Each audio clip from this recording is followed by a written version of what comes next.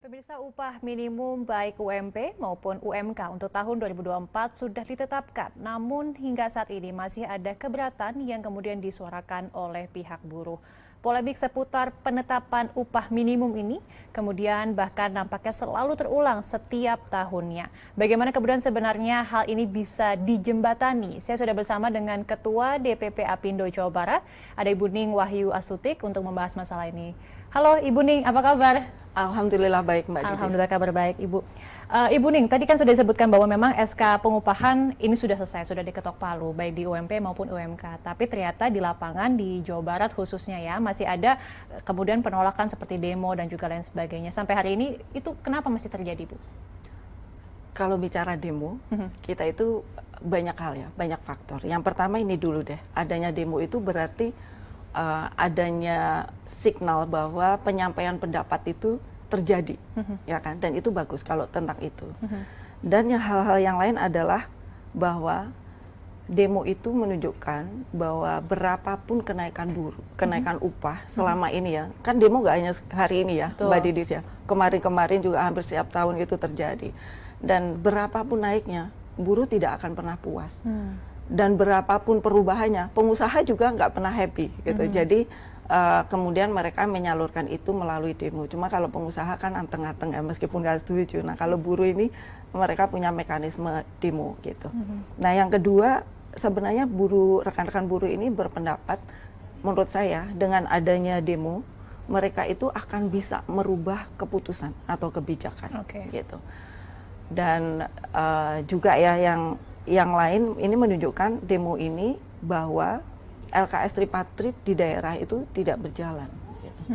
Nah sebenarnya yang terkait bahwa demo itu bisa merubah kebijakan, ini juga saya menghimbau sih dan berharap itu ya para kepala daerah itu tolong gitu ya untuk tidak merubah kebijakan peraturan hanya karena demo gitu. Karena apa sebenarnya di daerah itu kalau terjadi demo itu salah itu. Karena di awal itu kan sudah dilakukan komunikasi ya tentang penetapan upah, semua formula dan segala macam itu kan dibahas di pusat. Nah, waktu di pusat ini sudah ada perwakilan pengusaha, perwakilan buruh, dan perwakilan pemerintah ya, dan kemudian diserahkan ke DPR untuk kemudian disahkan. Jadi kalau hari ini ada demo di daerah, itu tidak akan merubah itu sebenarnya gitu. Tapi memang apa saja Bu tuntutan-tuntutan yang memang diungkapkan atau diajukan oleh buruh ini? Ada 3 sih majority-nya ya. Yang pertama mereka menolak atau meminta adanya revisi terkait UMP dan UMK. Kemudian yang kedua mereka meminta untuk diterbitkannya SK struktur skala upah. Nah, dan yang terakhir itu menolak Omnibus Law Undang-Undang Nomor 6 tahun 2023 ini dan turunannya termasuk PP 51 tahun 2023 yang terkait pengupahan ini. Nah, kalau kita bicara tentang menolak atau merevisi UMP, UMK yaitu tadi, menolak kemudian melakukan demo di Jawa Barat itu tidak akan efektif gitu. Atau bahkan di kabupaten misalnya. Karena seperti yang tadi saya sebutkan itu sudah dibahas di pusat. Itu kan.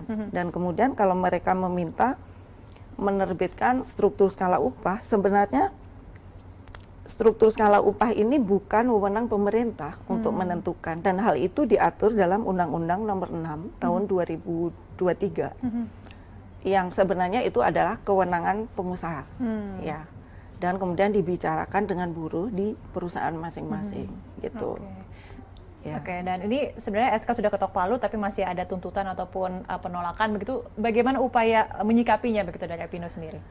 Ya sebenarnya kalau dari kita ya, karena ini sudah melibatkan 3 unsur gitu ya di pusat ya, kita sangat berharap sih, berharap banget deh gitu bahwa kita bisa menyamakan persepsi bahwa ya ini peraturan ini harus diterapkan gitu loh, harus sama-sama kita memahami bahwa ini sudah diputuskan, kemudian harus dilaksanakan seperti itu, sehingga penyamaan persepsi yang seperti itu juga akan menimbulkan satu situasi yang adem ya, tidak gaduh seperti sekarang gitu, dari tahun per tahun seperti itu gitu. Jadi sangat berharap sih kita bisa memaksimalkan dialog sosial antar LKS tripartit ini untuk kemudian menyamakan persepsi itu gitu. Oke, kalau bicara soal investasi Bu di Jawa Barat ini kan saat ini memang kita lihat sudah mulai shifting begitu ya dari padat karya ke padat modal. Kemudian bagaimana kemudian pelaku usaha dan juga tenaga kerja di Jawa Barat ini bisa menyesuaikan perubahan ini? Iya, kalau bicara investasi Jawa Barat nih ya, sebenarnya saya sangat sangat bersyukur gitu melihat Jawa Barat itu luar biasa. Penduduknya memang banyak, angkatan kerjanya juga terbesar se-Indonesia gitu kan. Nah, sehingga kalau ada investasi masuk ke sana, saya yakin itu bahwa pekerjaannya pasti tersedia. Adapun kalau terjadi shifting, itu pasti kita harus meningkatkan kompetensi. Ya, memperbesar kapasitas dari angkatan kerja yang ada, dan kemudian kita bisa bekerja, kalau pengusaha itu bekerjanya banyak lah dengan swasta yang lain, pemilik LPK maupun dengan pemerintah mengadakan vokasi-vokasi gitu ya, itu banyak sekali. Jadi itulah yang kita lakukan. Kita melakukan mapping apa sebenarnya yang dibutuhkan oleh pengusaha, bidangnya apa, dan kemudian kita siapkan sesuai dengan itu, dengan lapangan yang sekarang ada membutuhkan tenaga kerja gitu. Oke, nah kita tahu Ibu juga saat ini bahwa Jawa Barat ini kan semakin berkembang begitu ya dengan adanya wilayah investasi rebana. Namun sebenarnya bagaimana iklim usaha di Jawa Barat khususnya pasca pandemi saat ini, Bu? Iya, kalau iklim usahanya sebenarnya kita sudah mulai bounce back ya. Dari sebelum COVID kita itu sudah berusaha bangkit dan I think it gets a bit better gitu. Nah terus masih bagus gitu. Namun demikian, gitu, kita dihadapkan pada situasi global yang sekarang itu kondisinya agak melemah gitu. Sehingga mau tidak mau terjadi kompetisi yang luar biasa. Persaingan ini sudah luar biasa. Tidak hanya antar negara gitu ya, tapi sudah antar provinsi bahkan antar kabupaten seperti itu ya. Jadi semua orang, semua pengusaha, semua perusahaan, semua sektor itu pasti menekan biaya untuk supaya bisa bersaing gitu. Nah ini juga yang saya rasa rekan-rekan dari buruh juga banyak kok yang paham bahwa kita itu in this kind of situation kayak gitu. Dengan adanya persaingan ini dan juga tantangan-tantangan ini ya Bu ya, apa kemudian stimulus yang memang dibutuhkan pengusaha khususnya di Jawa Barat begitu agar kemudian iklim usaha ini bisa berjalan dengan baik ke depannya? Kita bicara 2024 ya.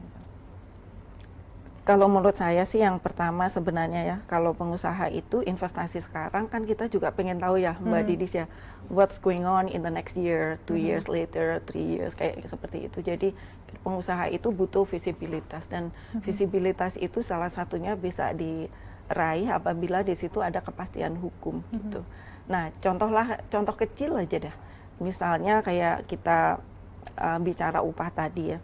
Kalau misalnya, yang saya bersyukur ya, Gubernur Jawa Barat itu firm terhadap keputusan memberikan kenaikan upah sesuai aturan. Kita nggak bisa bayangin loh Mbak Didis, kalau misalnya pemerintah itu memberikan kenaikan upah yang tidak sesuai dengan itu. Terus pengusaha pasti khawatir dan kemudian tidak merasa kondusif gitu ya terhadap dunia usaha yang ada di situ ya. Karena tidak tahu lagi, mungkin tahun depan naiknya juga tidak sesuai lagi dan segala macam gitu ya. Terus yang kedua juga polisi-polisi yang berpihak lah ya, jangan terus-menerus berubah gitu. Jadi kita baru adjust, udah berubah. Kalau yang ketiga mungkin dan saya rasa pemerintah juga sedang melakukan perbaikan di banyak area sehingga kita bisa mempunyai infrastruktur yang bagus, sehingga kos-kos juga bisa ditekan ya, seperti itu sih. Oke, baik. Nah terakhir ini kan kita sudah memasuki 2024 yang terkenal dengan tahun pemilu begitu ya. Bagaimana kira-kira iklim usaha di tahun politik tahun depan ini, Bu? Kalau kami pengusaha itu harus optimis. Harus optimis. Dan alhamdulillah sampai sekarang pengusaha juga masih optimis. Hanya saja saya sangat berharap kepada kada-kada untuk tidak memberikan janji-janji yang tidak bisa dipenuhin gitu. Melakukan apa ya, membuat buruh ini sebagai komoditas politik gitu, sehingga memberikan janji-janji yang kemudian hanya membuat gaduh, kemudian membuat produktivitas berkurang ya seperti itu. Gitu. Tapi bottom line-nya adalah pengusaha itu tetap optimis. Tetap optimis ya, Iya. 2024 itu. Iya. Baik, terima kasih, semoga kita harapkan memang iklim usaha tetap terjaga mau di tahun 2024 dan juga seterusnya, begitu ada kesamarataan antar pemerintah, buruh dan juga pengusaha begitu ya Bu ya. Iya. Terima kasih banyak. Terima kasih banyak Ibu Ning Wahyu Astutik, Ketua DPP Apindo Jawa Barat atas waktunya bersama kami. Dan demikian pemirsa wawancara kami dengan Ibu Ning Wahyu Astutik selaku Ketua DPD Apindo Jawa Barat, dan saya Adisya Sintia atas nama seluruh kru yang bertugas mengucapkan terima kasih atas kebersamaan Anda dan tetap saksikan IDTV Inspirasi Investasi.